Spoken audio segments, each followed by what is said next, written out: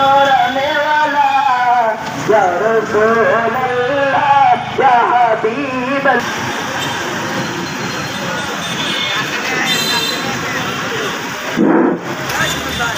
নুসাল্লি আলা রাসূলিল কারীম আম্মা বাদ।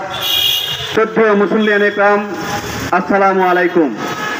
যাদের কাঁদে না প্রাণ, মুসলিম নয় মুনাফিক তারা। আল্লাহ পাকের নান্নত হিসাবেই তারা ধ্বংসপ্রাপ্ত হবে। আমরা তো শুধু তাদের হতে পারে না, বলে বলে ঠিক কিনা?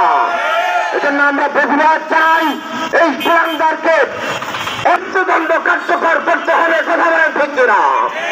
সম্মানিত ভাইরা, আজকের এই প্রতিবাদ সমাবেশ এবং মানববন্ধন আমাদের জীবন এবং মরণ সব কিছু আল্লাহ এবং তার হাবিবের জন্য, কথা বলে ঠিক কিনা?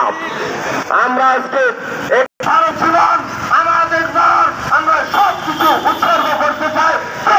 হাত তুলে দেখায়।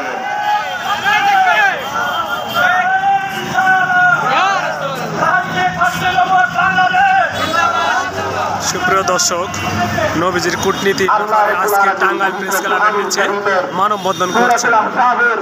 57 নম্বর আয়াতের ভিতরে যারা আল্লাহ এবং রাসূলুল্লাহ সাল্লাল্লাহু আলাইহি ওয়াসাল্লামের ব্যাপারে কটাক্ষ করে প্রাপ্ত, তাদের দুনিয়াতে বেঁচে থাকার কোনো অধিকার নাই, নাই নাই। তাদের দুনিয়াতে বেঁচে থাকার কোনো অধিকার নাই। মানবতার মুক্তির দূত নবীজি মুহাম্মদ রাসূলুল্লাহ সাল্লাল্লাহু আলাইহি ওয়াসাল্লাম, যাকে আল্লাহ তাআলা মানবতা দিয়েই দুনিয়াতে পাঠিয়েছেন, তাকে যে গালি দেয় সে কোনোদিন মানুষ হতে পারে না। তার মানব জাতির দুশমন, মানবতার দুশমন এই রামগিরি নামক কুলাঙ্গারকে অচিরে ফাঁসি দিতে হবে, কথা বলে দিচ্ছে না? হাসান আল মাহদী সাহেব, হযরত মাওলানা মাহমুদুল হাসান আল মাহদী ভাই, কুলুকিন আযীম, আল্লাহর হাবিব নূর নবী মুহাম্মদ সাল্লাল্লাহু আলাইহি